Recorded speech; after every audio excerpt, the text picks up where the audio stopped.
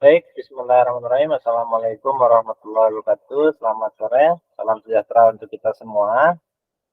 Eh, Selamat bergabung di kajian sore hari ini. Kita akan mengkaji filsafat proses dari Alfred Lord Whitehead.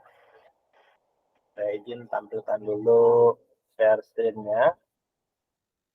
Bentar. Oh, share screen. Oke, sudah muncul ya. Kita coba kaji secara formal, semi informal lah begitu, baik di melalui Google Meet ini ataupun nanti pembahasan selanjutnya secara berkala di grup WhatsApp begitu. Kita mulai kaji setahap demi setahap sebagai sebuah studi pengantar begitu. Jadi Alfred Lord Whitehead ini atau biasa dipanggil Whitehead ya, itu beliau hidup di abad 18 ke 1800-an begitu. Lebih tepatnya lahirnya tanggal 16 Februari 1861 di Inggris dan meninggal di Amerika Serikat 1947. Jadi masa hidupnya merentang dari abad 18 ke abad 19. Nah, beliau ini sebenarnya awalnya itu fokusnya pada matematika dan logika begitu ya. Karya-karyanya antara lain ada tentang konsep matematika dari dunia material, kemudian aksioma geometri dan deskriptif geometri, dan yang terkenal itu dikerjakan bersama Bertrand Russell menyusun Principia Mathematica. Itu periode pertama. Kemudian periode kedua masuki epistemologi spekulatif. Dia menghasilkan beberapa karya lainnya yang kemudian mengkerucut pada yang kita sebut ini filsafat proses sebagai suatu masterpiece atau karya utama dari Whitehead ini, di mana filsafat proses ini disebut juga filsafat organisme, yang intinya adalah ingin melihat realitas itu bukan sebagai suatu mekanisme mekanistik gitu ya, mekanistik seperti mesin bagaimana biasa digambarkan oleh materialisme ilmiah, melainkan bahwa realitas itu seperti disimbolkan secara dengan istilah organisme begitu, yaitu bahwa keseluruhan itu diwarnai dan diresapi oleh bagian-bagiannya dan bagian-bagian itu juga diwarnai oleh keseluruhan. Bagaimana organisme, jadi organisme ini pada seluruh realitas bukan hanya pada manusia atau hewan atau tumbuhan, tapi juga termasuk benda-benda mati yang kita sebut benda mati, bahkan Tuhan sekalipun itu diibaratkan seperti organisme, di mana keseluruhannya itu membentuk satu ekosistem yang dianalogikan dengan makhluk hidup organik begitu ya. Nah, beliau tidak meninggalkan metafisika karena beliau berpikiran bahwa metafisika atau filsafat spekulatif itu adalah merupakan suatu kerangka pemikiran yang penting untuk ya istilahkan sebagai hipotesis kerja begitu. Dalam arti bahwa untuk bisa memaknai peristiwa-peristiwa dan pengalaman-pengalaman spesifik di berbagai aspek kehidupan, kita butuh paradigma umum yang bisa menjelaskan prinsip-prinsip universalnya begitu.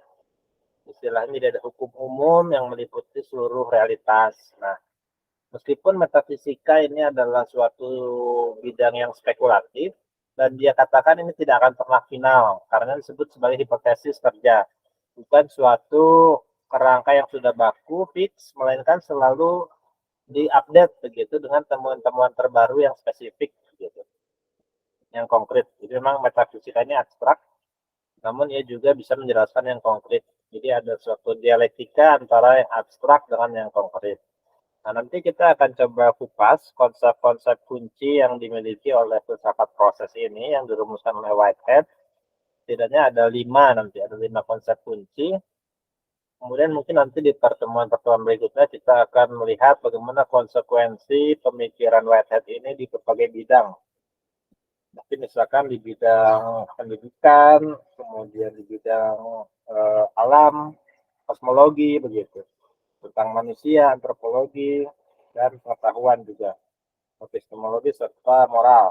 Jadi pandangan filosofis tentang moral, tentang pengetahuan, bahkan juga tentang Tuhan dan agama, tentang peradaban. Jadi penerapan-penerapan pemikiran Whitehead dalam berbagai bidang. Begitu. Nah, untuk pertama kali ini saya ingin mengenalkan dulu konsep-konsep kunci yang ditawarkan oleh Whitehead. Pertama itu ada konsep yang disebut dengan satuan-satuan aktual.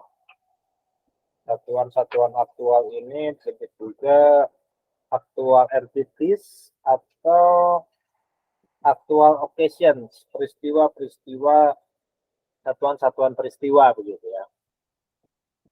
Ini dianggap sebagai suatu satuan terkecil dari keberadaan realitas, di mana ia bisa meliputi individu, masyarakat, keluarga, gitu kan, sebagai satuan yang utuh, unik dan terbedakan dari yang lain. Nah, satuan-satuan aktual itu nanti dia katakan bahwa memiliki proses dari sejarah masa lalu yang membentuk dirinya ke masa depan gitu. Jadi proses becoming selalu dalam proses menjadi. Dia menyerap dari data masa lalu, kemudian mengeksklusi atau membuang yang tidak relevan menurut dia dan tidak signifikan, sehingga dia selalu dalam proses memperbarui diri. Hal ini terjadi dalam seluruh ranah ya, lapis-lapis realitas, baik itu di dunia molekul, dunia biologis, manusia, psikologis, atau realitas sosial, politik, begitu. Jadi selalu terjadi suatu perubahan, suatu proses menjadi yang berdasarkan waktu dari sejarah masa lalu sebagai data, ada yang diserap dan ada yang dibuang, begitu. Nah, ini kemudian terkait dengan konsep kedua dalam Whitehead yang disebut dengan kreativitas atau creativity. Itu dianggap sebagai sebuah daya yang menggerakkan satuan-satuan aktual tersebut. Jadi selalu ada kebaruan, novelty begitu, kebaruan dalam proses ini, itu digerakkan oleh daya kreatif. Daya kreatif ini sendiri bisa dikatakan sesuatu yang melatar belakangi dari satuan-satuan aktual tersebut. Jadi dia sendiri, kreativitas itu bukan satuan aktual, namun dapat dipahami dengan adanya satuan-satuan aktual yang berproses tersebut memperbarui dirinya. Begitu. Jadi ketika kita melihat misalkan organisme, misalkan bakteri, begitu kan, atau amoeba, dia memperbarui diri, berkembang, atau tumbuhan berkembang, itu ada satuan-satuan aktual yang bergerak. Itu dari situ kita bisa melihat satu daya kreativitas yang melatar belakanginya. Begitu. Nah, kemudian ada konsep lagi tentang Tuhan. Tuhan ini didefinisikan oleh Whitehead sebagai perwujudan paling awal dari kreativitas. Jadi dia merupakan prinsip dasar kreativitas di satu sisi lainnya adalah merupakan tujuan atau suatu teleologis ya. Jadi tujuan ini mesti ada mendahului dari yang sedang berproses itu. Istilahnya Tuhan sebagai awal, dia adalah kreativitas paling awal, juga sebagai akhir, tujuan dari bergeraknya satuan-satuan aktual tersebut. Nah, kemudian ada yang dia sebut sebagai objek-objek abadi. Ini mirip mengingatkan kita pada prinsipnya Plato ya, ide-ide Plato itu. Jadi objek-objek abadi itu seperti format-format atau bentuk-bentuk yang tidak pernah berubah, namun dia memayungi perubahan-perubahan di bawahnya yang bersifat konkret. Jadi Tuhan itu menghasilkan satuan-satuan aktual yang selalu berproses memperbarui dirinya dalam kemungkinan-kemungkinan yang tercermin dalam objek-objek abadi gitu.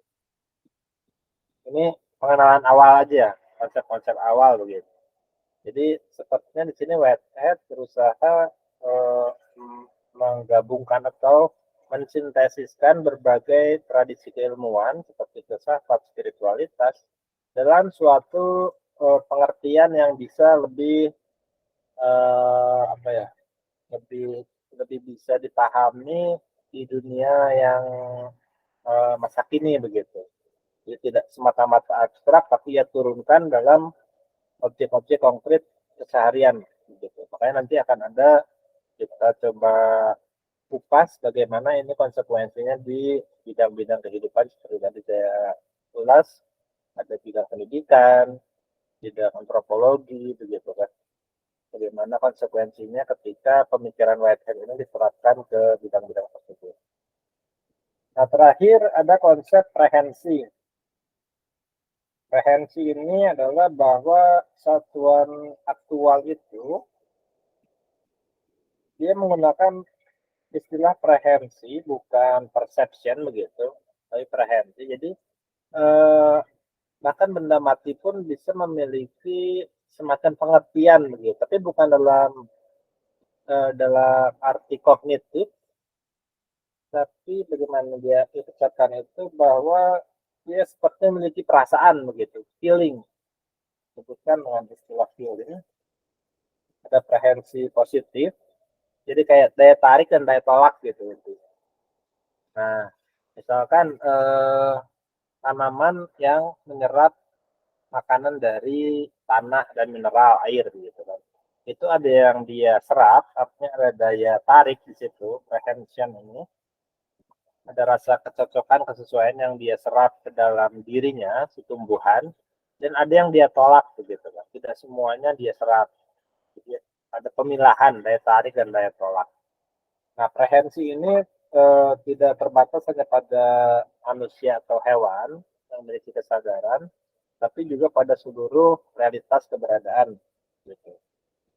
Jadi ada istilah-istilah yang lebih teknis seperti forma subjektif, kemudian ada aversion, macam-macam feeling itu. Mungkin nanti bisa saya buatkan skema yang lebih apa namanya, lebih detail begitu. Namun ini karena baru pertemuan pengantar, jadi mungkin saya kenalkan seperti itu dulu.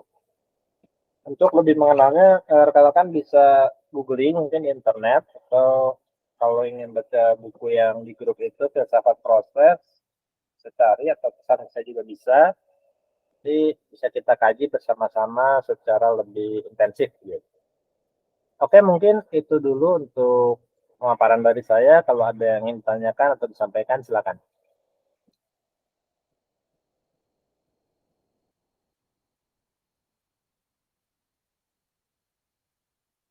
Gimana, Kang Daud? Ada yang ingin disampaikan?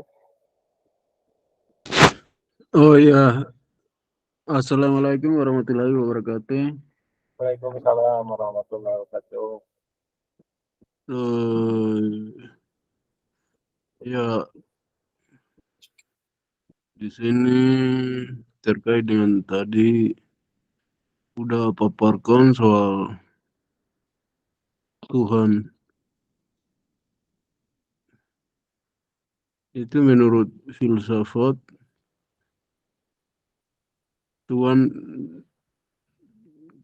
kan udah penjelasan, tapi secara filsafat Tuhan itu kan ciptaan bumi, manusia, bahkan material. Ya, pencipta bumi, seluruh ciptaan begitu maksud ya. Iya, Ya. terus kalau secara apa ilmu ilmu filsafat untuk Marilog ya, materialisme, dialektika dan logika. Itu bumi terus material tuh dia bisa berubah-ubah atau enggak? Ya,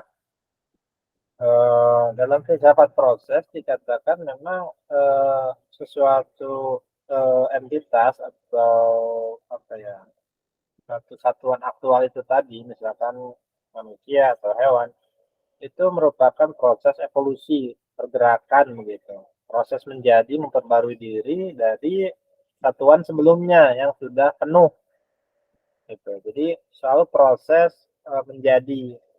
Jadi filsafat proses ini memandang Tuhan itu tidak sekali mencipta selesai begitu, tapi suatu istilahnya becoming of continuity. Jadi suatu keterus-menerusan yang menjadi.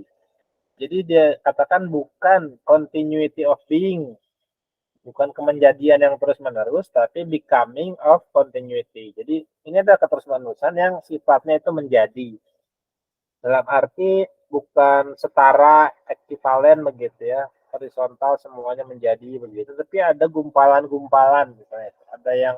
Ada yang menggumpal, event-event yang lebih menarik dan yang lebih besar, kemudian nanti dia penuh memenuhi dirinya sebagai dirinya sampai aktual, dan dia mati. Nah, dari matinya itu nanti dia menjadi memiliki potensi untuk berubah, diserap oleh uh, entitas berikutnya begitu.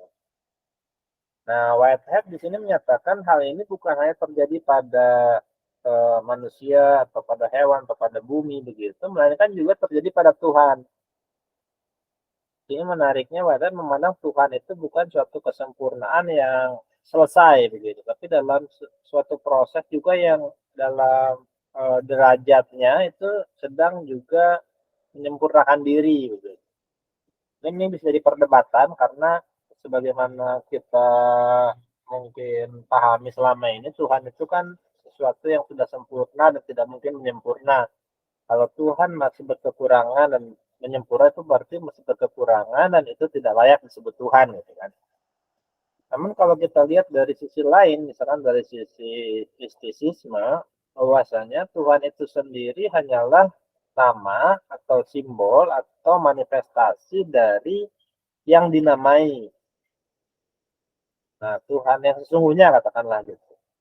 Adapun Tuhan yang kita pahami ini hanyalah manifestasi atau turunan yang kita serap gitu kan.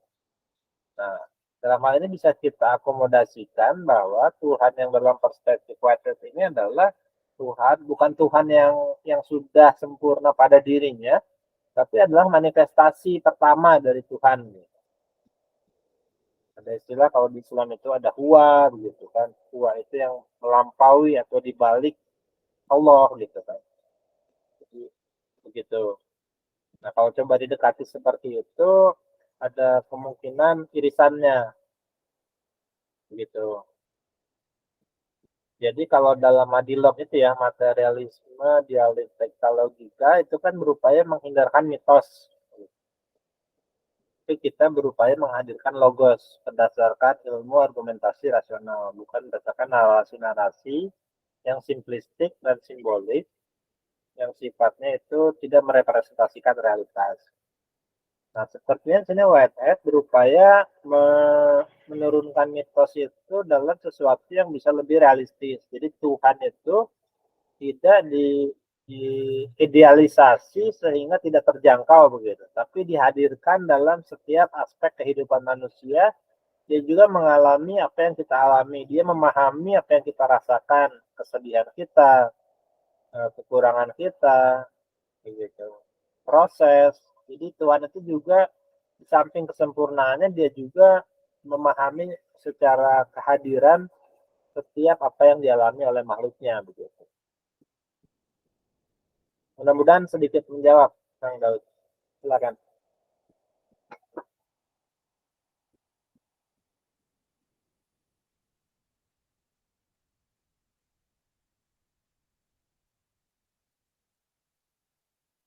Apakah ada lagi tanggapan?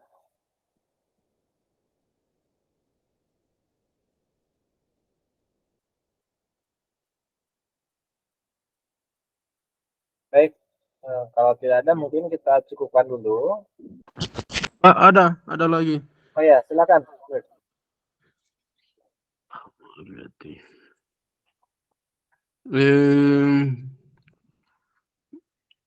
Untuk terkait apa menurut apa filsafat mencerdaskan otak itu gimana, bisa langkah-langkah yang bisa diambil atau enggak? Baik, mencerdaskan otak ya. Iya, Dalam pengertian meningkatkan intelektualitas gitu ya. iya, meningkatkan intelektualitas. Ya, Bisa memimpin apa lembaga atau bisa memimpin kepemimpinan lah pokoknya itu. baik. Itu aja. Nah, jadi kalau dikaitkan dengan filsafat proses Whitehead ini, eh, dengan menyadari bahwa kita ini selalu berproses begitu kan, termasuk dalam intelektualitas, maka kita itu harus berupaya menyerap data-data masa lalu. Artinya kita banyak memiliki data begitu ya, membaca, belajar baik dari alam, pengalaman orang lain, pengalaman diri sendiri begitu kan, itu data-data ya. Data-data yang sifatnya indrawi, empiris maupun yang sifatnya rasional begitu kan. Itu kita pahami, kemudian kita olah dengan kemampuan berpikir kita dengan perangkat logika misalnya untuk mengoperasionalkan data-data yang sudah dimiliki untuk menghasilkan kesimpulan-kesimpulan baru. Jadi sebenarnya dua itu. Kita harus punya data, bahan-bahan pemikiran, dan yang kedua alat untuk berpikir atau mengolah data tersebut yang disebut dengan logika, gitu kan. Jadi setidaknya dengan dua perangkat ini, maka kita akan bisa menghasilkan pengetahuan-pengetahuan baru, kemudian merumuskan masalah yang ada pada zaman kita yang kita hadapi saat ini di sini untuk menghasilkan problem solving ya atau apa namanya solusi bagi masalah yang sudah dirumuskan tersebut. Nah, jadi dengan dua alat tersebut, yaitu setidaknya dengan data-data yang kita miliki dan juga data-data tersebut, maka kita akan bisa meningkatkan intelektualitas kita sehingga bisa menjawab tantangan di zaman sekarang yang mungkin ada kemiripan dengan yang terjadi dalam sejarah masa lalu, namun selalu ada hal-hal baru yang kita perlu inovasi dan kreativitas kan begitu. Hal ini bisa diaplikasikan dalam berbagai lingkup ya, misalkan dalam lingkup pribadi, keluarga, sosial, atau komunal, atau tadi organisasi, lembaga, begitu, politik, bahkan internasional. Semuanya itu akan memiliki lingkup yang semakin luas kan begitu. Artinya untuk data pribadi kita cukup data-data personal saja untuk menyelesaikan masalah individual. Ketika melangkah ke keluarga, ke masyarakat, internasional, maka kita membutuhkan data yang lebih komplit dan lebih kompleks gitu kan. Dan mungkin juga alat pengolahan data yang lebih canggih begitu kan. Yang lebih ilmiah, yang lebih terukur, yang lebih akurat. Jadi disesuaikan alatnya dan disesuaikan data yang kita perlukan. Begitu mungkin Bung Daud. Siap, terima kasih. Baik, terima kasih. Oke, mungkin kita cukupkan dulu ya. Sengaja tidak terlalu lama supaya bisa dinikmati oleh yang menonton rekaman nantinya. Saya ucapkan terima kasih Bung Daud. Sampai jumpa di lain kesempatan. Assalamualaikum warahmatullahi wabarakatuh. Selamat sore, salam sejahtera, selamat beraktivitas kembali. Terima kasih. Alhamdulillah, terima kasih.